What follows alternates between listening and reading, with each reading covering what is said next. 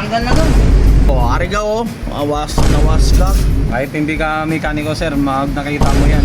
Good day mga boss, meron na naman tayong pasyente dito na dead on arrival na. Meaning, tinutulak na nang dumating dito sa atin sa Matmoto. Upon checking na wala sa mga wiring ang sira, nag-proceed tayo tumingin sa makina. At doon natin nakita na wala nang ang langis. Aray ko. Pagkabukas natin ng makina ay ito ang tumambad sa atin.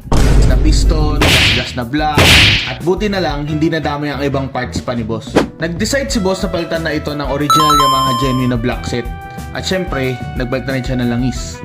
Ang ginamit natin dito na langis ay itong Adnoc SPX4N. Ito ang highly recommended natin na langis dahil ito ay fully synthetic at 10W40 rin. Tapos natin mapalitan ng mga pyesa ay gas and go na ulit si boss. At sana, wag na niya ulit makalimutan magpalit ng langis.